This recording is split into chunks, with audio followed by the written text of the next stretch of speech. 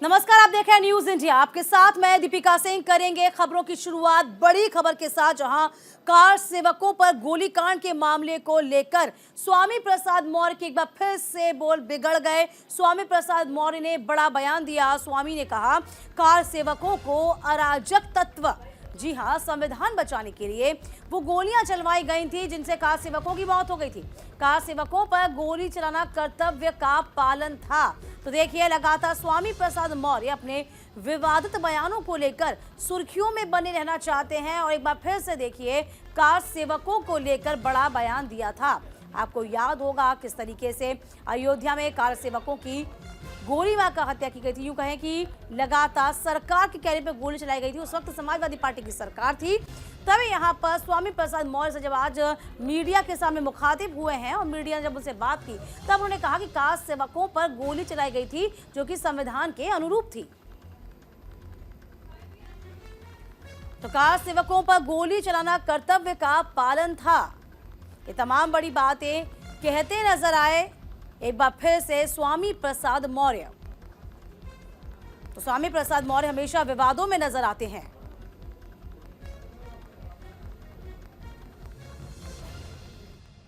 अच्छे साथी रहे हैं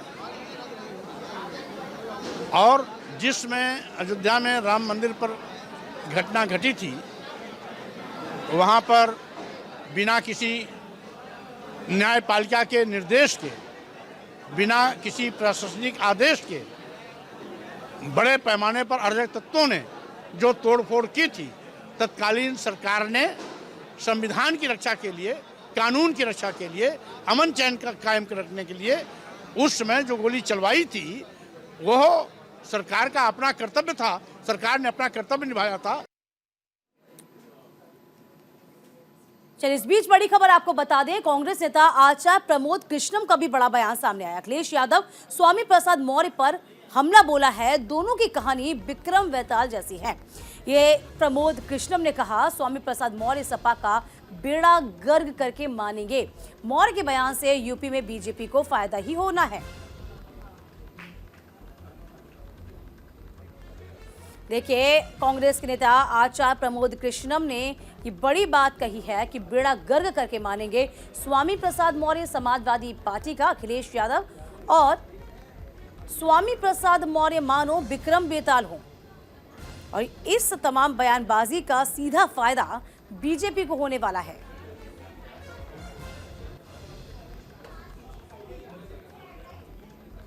देखिए, तमाम बड़ी बातें कहते नजर आए हैं आचार्य प्रमोद कृष्णम, जिन्होंने कहा है कि ये जो बयानबाजी होती है, चूंकि अब लगातार 22 जनवरी की तारीख जैसे जैसे नजदीक आ रही है, प्राण प्रतिष्ठा का वक्त जैसे न जैसे नजदीक आ रहा है, वैसे वैसे इस तरह की बयानबाजी कहीं ना कहीं बीजेपी के पक्ष में जाएगी।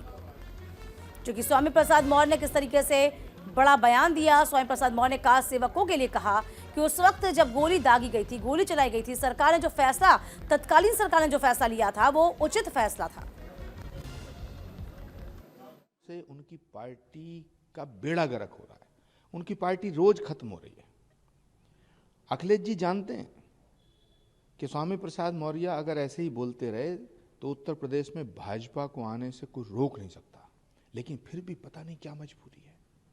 मुझे लगता है कि अखिलेश यादव जी स्वामी प्रसाद मौर्य से इतने डरते हैं जैसे बच्चा डरता है ना भूत से, इस तरह डरते हैं, और ये समाजवादी पार्टी के लिए बहुत घातक सिद्ध होगा। आने वाले चुनाव में इसको कुछ दिखाई देगा जिस तरह की बयानबाजी लोग कर रहे हैं। बिल्कुल, उत्तर प्रदेश में डे बाय डे बीजेपी का ग्राफ बढ़ रहा है। गठबंधन के नाम पे हम एक दूसरे को गाली दे रहे हैं। गठबंधन के नाम पे हम एक दूसरे को बर्बाद करना चाहते हैं। गठबंधन के नाम पे समाजवादी चाहती है कि कांग्रेस की आंखों में धूल झोंक दें, और कहीं आम आदमी पार्टी से झगड़ा, कहीं टीएमसी से झगड़ा। तो मुझे लगता है कि गठबंधन जो हो रहा है उसके पीछे जो एक पवित्र भाव होना चाहिए, उसका मुझे अभाव नजर आ रहा है। यदि भाजपा को वाकई टक्कर देनी है, यदि इस देश में 2024 का जो चुनाव हो रहा है, नरेंद्र मोदी जी को वाकई में स्वामी प्रसाद मौर्य के बयान पर बीजेपी ने पलटवार किया, क्या कहा है जरा ये भी जान लीजिए।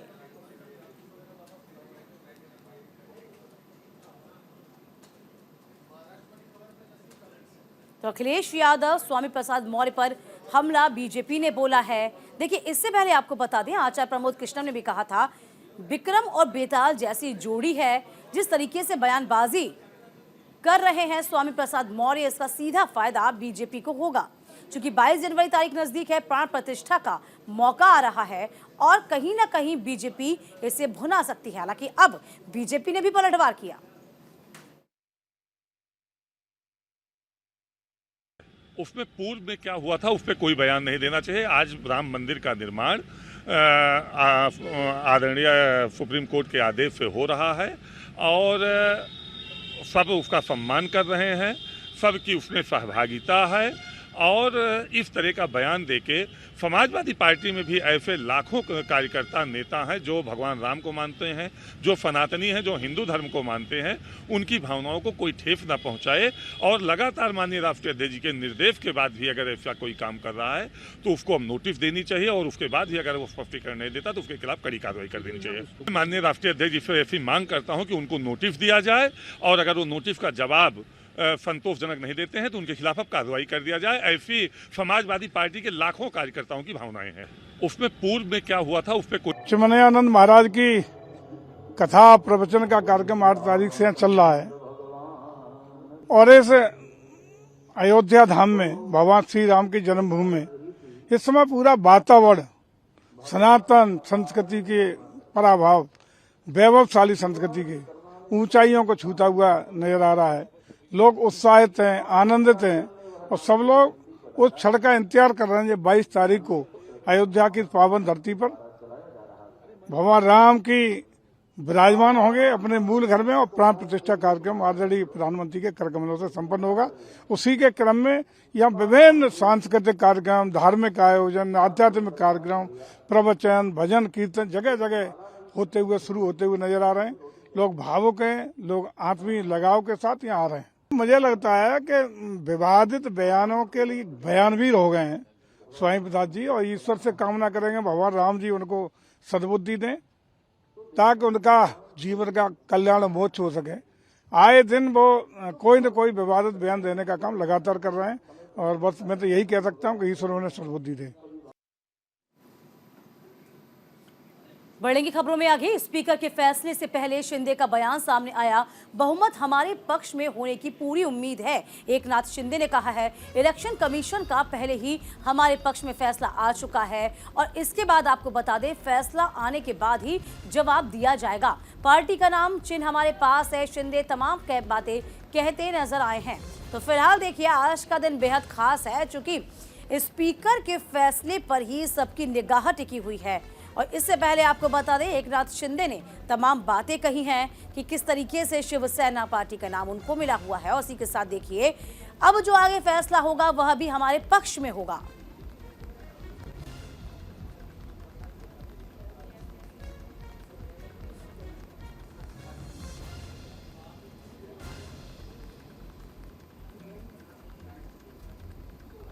देखिए, अब समझ लीजिए किस तरीके से पार्टी का चिन्ह हमारे नाम।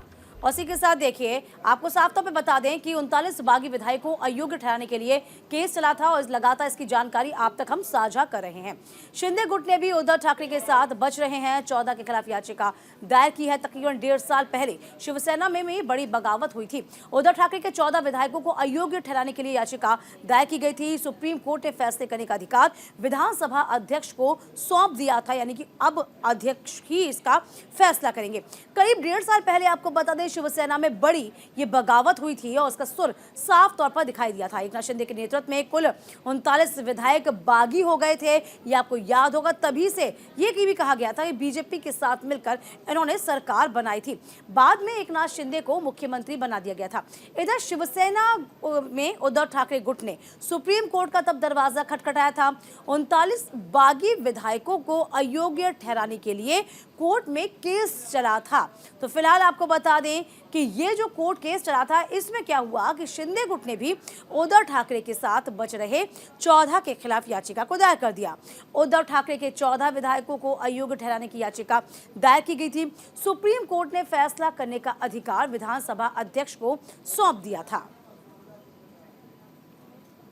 तो फिलहाल आपको बता दें आज का दिन बेहद खास है। ठाकरे गुट की दलील भी है कि सीनियर एडवोकेट देवदत्त कामत ने भी इस बाबत दलील दी थी। तो फिलहाल बहुमत हमारे पक्ष में है, ये एकनाथ शिंदे कहते नजर आए। हालांकि देखिए, यदि हम मौजूदा सरकार की बात करते हैं तो सरकार को किसी तरीके से कोई नुकसान नहीं होने वाला है। यदि मान लीजिए तमाम अयोग्य घोषित भी हो जाते हैं विधायक, तब भी सरकार बची रहेगी।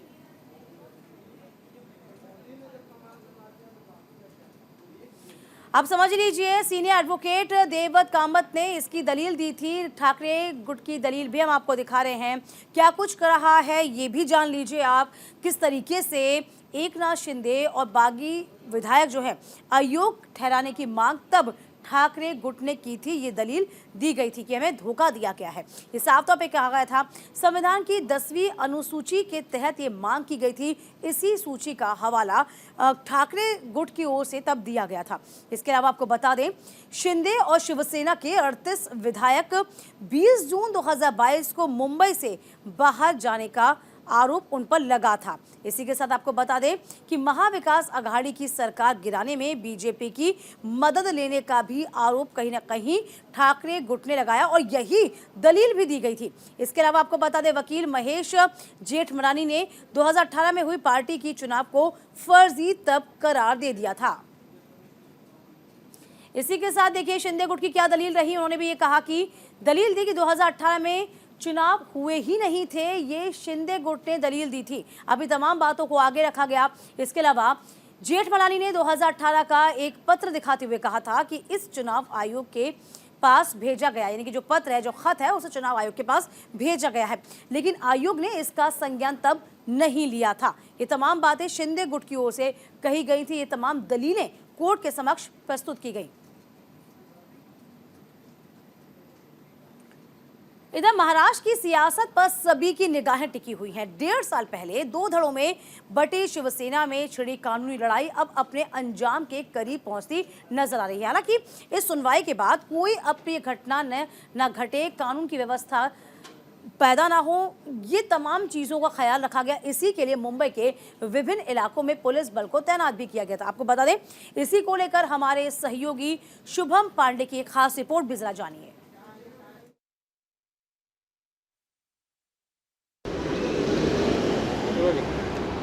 महाराष्ट्र में आज शिवसेना के 16 विधायकों की अयोग्यता पे अब से थोड़ी देर बाद फैसला आने वाला, लेकिन उससे पहले ही चाहे महाराष्ट्र के मुख्यमंत्री एकनाथ शिंदे गुट का जो दफ्तर है उसकी बात करें या शिवसेना उद्धव बाला साहब ठाकरे की बात करें उसके दफ्तर की, वहाँ पर सुरक्षा के पुख्ता इंतजामात जो है वो कर दी है। देखिए, ये मुंबई का सबसे हाई प्रोफाइल इलाका है जहाँ तमाम पॉलिटिकल पार्टियों के दफ्तर है। तो ऐसे में मुंबई पुलिस भी किसी भी तरीके की कोई घटना न घट सके, लॉ एंड ऑर्डर को ध्यान में रखते हुए मुंबई पुलिस ने सुरक्षा के अतिरिक्त जो जवान हैं उन्हें तैनात कर दिया गया है। और इसी के साथ चाहे वो महाराष्ट्र के पूर्व मुख्यमंत्री उद्धव ठाकरे का घर मातृश्री हो या सेना भवन हो, वहाँ पर भी सुरक्षा के पुख्ता इंतजामात कर दिए है। उसके अलावा मंत्रालय, विधान परिषद के आसपास भी सुरक्षा जो है बढ़ा दी गई। कहीं न कहीं इस पूरे फैसले पर न सिर्फ महाराष्ट्र की बल्कि पूरे देश की निगाहें टिकी हुई कि आखिर महाराष्ट्र के मुख्यमंत्री एकनाथ शिंदे के साथ तमाम जो अन्य 15 विधायक है, अगर उनकी अयोग्यता चली जाती है तो आखिर क्या महाराष्ट्र में जो सियासी ड्रामा है उसकी तस्वीर बदलेगी या इसी तरह से सिलसिला बरकरार रहेगा।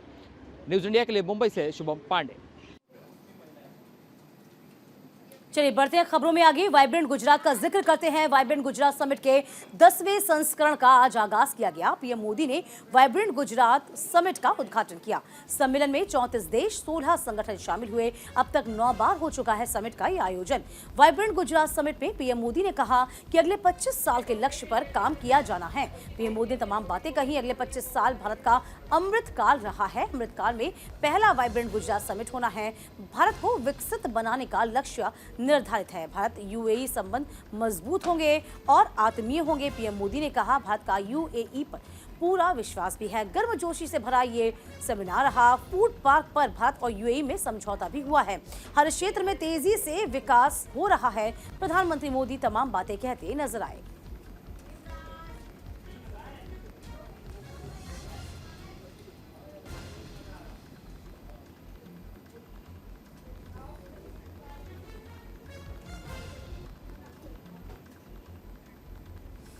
देखिए, अब तक 9 बार इस समिट का आयोजन हो चुका है। अमृतकाल की यदि हम बात करते हैं तो अमृतकाल में पहला वाइब्रेंट समिट है ये, और वाइब्रेंट गुजरात समिट के 10वें संस्करण का ये शानदार आगाज और तमाम तस्वीरें भी सामने आ गई हैं। हालांकि प्रधानमंत्री मोदी ने भी इस दौरान तमाम बड़ी बड़ी बातें कही। उन्होंने कहा है कि आप लक्ष्य को ऊंचा रखिए, क्योंकि भारत का लक्ष्य 25 सालों के लिए निर्धारित है।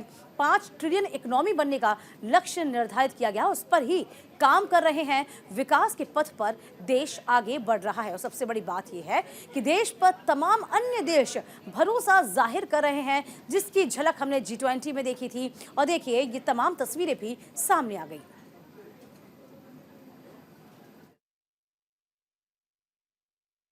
एक ऐसे समय में जब विश्व अनेक अनिश्चितताओं से घिरा हुआ है, तब भारत दुनिया में विश्व की एक नई किरण बनकर के उभरा है। भारत की प्राथमिकताएं बिल्कुल स्पष्ट है। आज भारत की प्राथमिकता है sustainable industry, infrastructure and manufacturing. आज भारत की प्राथमिकता है new age skills, futuristic technology, AI and innovation. आज भारत की प्राथमिकता है green hydrogen, renewable energy, semiconductors, इसका पूरा इकोसिस्टम। इसकी एक झलक हम vibrant Gujarat global trade show में भी देख सकते हैं। और मेरा तो आग्रह है कि ट्रेड शो जरूर देखें। गुजरात के भी स्कूल कॉलेज के विद्यार्थी जरूर जाएं। कल दिन में मैंने हिज एक्सेलेंसी न्यूसी और हिज एक्सेलेंसी रामोस होर्ताई जी के साथ इस ट्रेड शो में काफी समय गुजारा है। इस ट्रेड शो में कंपनियों ने world class state of the art technology से बने प्रोडक्ट्स का निदर्शन किया है। E mobility, startups, blue economy, green energy और स्मार्ट इंफ्रास्ट्रक्चर जैसे ट्रेड शो में एक प्रकार से छाए हुए हैं। ये जितने भी सेक्टर्स हैं, इनमें इन्वेस्टमेंट के लिए आपके पास लगातार नए अवसर बन रहे हैं। वाइब्रेंट गुजरात समिट 2024 चेक रिपब्लिकन के पीएम पेट्रो फियाला का संबोधन भी सामने आया। पीएम पेट्रो फियाला ने कहा है कि निम्स यूनिवर्सिटी की जमकर तारीफ की। निम्स यूनिवर्सिटी स्वास्थ्य के क्षेत्र में अच्छा काम कर रही है। मैं कल निम्स यूनिवर्सिटी जाऊंगा। पेट्रो फियाला एक बार फिर से वैश्विक नेताओं के मंच पर निम्स यूनिवर्सिटी का डंका बजाते नजर आए हैं। वाइब्रेंट गुजरात समिट में संबोधन के दौरान चेक रिपब्लिकन के पीएम पेट्रो फियाला ने निम्स यूनिवर्सिटी की जमकर तारीफ की। उन्होंने कहा है कि स्वास्थ्य के क्षेत्र में अच्छा काम कर रही है NIMS university.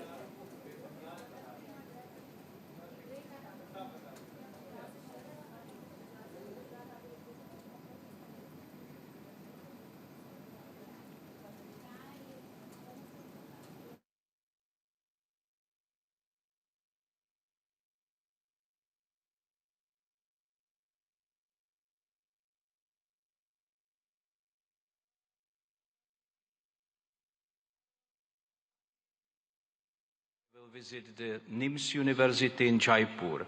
It has a strong focus on medical research and training of health professionals. It is an institution which applies experience of top Czech and Indian experts. Tomorrow I will visit the देखिए, vibrant Gujarat summit का आज आगाज और Gujarat summit का उद्घाटन है। Vibrant Gujarat summit में भारत और यूएई के संबंध किस तरीके से प्रगाढ़ हुए हैं हम बता रहे हैं इसकी बानगी। देखिए, मारुति और देश की कई ईवी व्हीकल कंपनियों को बड़ी घोषणा की उम्मीद भी इससे जगी हुई है। इसी के साथ सेमीकंडक्टर की कंपनियां भी बड़ा ऐलान इस समिट के दौरान कर सकती हैं। इसके अलावा आपको बता दें, आज वाइब्रेंट गुजरात समिट का उद्घाटन प्रधानमंत्री मोदी ने किया। Gateway to the future summit इसकी थीम रही है। इसी के साथ आपको बता दें कि भारत और यूएई के संबंध किस तरीके से मजबूत होंगे, उस पर यहां पर काम किया जाता है।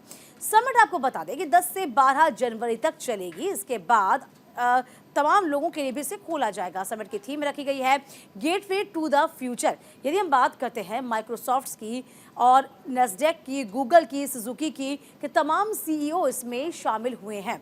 इसके अलावा गौतम अडानी, मुकेश अंबानी और नटराजन चंद्रशेखर भी इस समिट का हिस्सा रहे हैं। तो वाइब्रेंट समिट में सभी की नजरें हैं गुजरात के ऑटो सेक्टर पर लगी। समिट में टेस्ला की भी गुजरात आगमन का ऐलान किया जा सकता है। मारुति और देश के कई ईवी व्हीकल कंपनियों की बड़ी घोषणा की उम्मीद है। सेमीकंडक्टर की कंपनियां भी बड़ा ऐलान कर सकती हैं।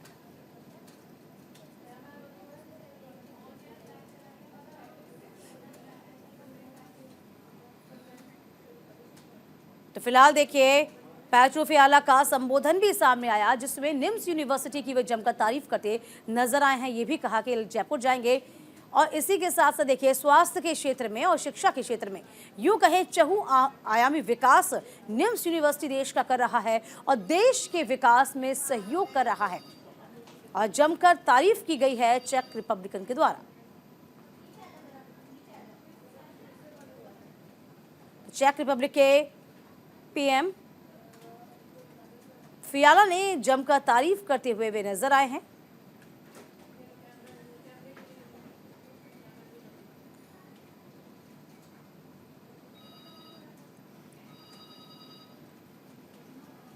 तो वाइब्रेंट गुजरात समिट 2024 का आगाज किया गया है और इसी के साथ साथ जमकर तारीफ भी निम्स यूनिवर्सिटी की गई है। तो फिलहाल आपको बता दें, बड़ी खबर भी आपको बता रहे हैं। इसी के साथ साथ देखिए किस तरीके से 2024 का आगाज और इसी के साथ साथ देखिए गुजरात शिखर सम्मेलन, वाइब्रेंट गुजरात शिखर सम्मेलन का उद्घाटन किया गया है। प्रधानमंत्री नरेंद्र मोदी कई अच्छी बातें और बड़ी बातें कहते नजर आए हैं। कार्यक्रम का उद्घाटन प्रधानमंत्री मोदी के कर कमलों के द्वारा हुआ है। इसी के साथ साथ तमाम बातें प्रधानमंत्री मोदी ने इस दौरान कही हैं। 10 से 22 जनवरी तक इसका आयोजन किया जाएगा। इसी के साथ साथ कई निवेश की उम्मीदें भी यहां पर जग उठी है। सम्मेलन में 34 देश हैं, 16 संगठन इसमें शामिल हो रहे हैं, शिरकत कर रहे हैं। तो देखिए, अपने आप में बेहद खास ये सम्मेलन है। इसी के अलावा गुजरात कार्यक्रम में गुजरात के सीएम और राज्यपाल भी इसमें शामिल रहे। उन्होंने भी मुख्य भूमिका इसमें अदा करी है। पीएम मोदी आज सुबह वाइब्रेंट गुजरात समिट का उद्घाटन किए थे। इसके बाद प्रधानमंत्री का संबोधन हुआ। तमाम बातें उन्होंने वाइब्रेंट गुजरात के बारे में कही और इसी के साथ का ना सिर्फ गुजरात आगे बढ़ रहा है, बल्कि यकीन मानिए देश भी प्रगति के पथ पर अग्रसर हो चुका है। और तमाम जो देश हैं इस बात की तस्दीक करते हैं, क्योंकि उनका निवेश करने का पूरा मन भारत में है। तो फिलहाल देखिए, 4 राष्ट्राध्यक्ष मौजूद रहे, 4 राष्ट्राध्यक्षों को मौजूद रखा गया। इसके अलावा देखिए, समिट में 34 भागीदार देश और 16 भागीदार संगठन भी हिस्सा ले रहे हैं। तो फिलहाल 133 देशों के प्रतिनिधि इसमें शामिल हुए हैं। 133 देशों के राजनायक हैं, कारोबारी हैं, मंत्री हैं, जो कि इसमें शामिल हो रहे हैं। चलिए, इसी के साथ वक्त एक छोटे से ब्रेक का हुआ है। कहीं मत जाइएगा, हम फौरन लौटेंगे।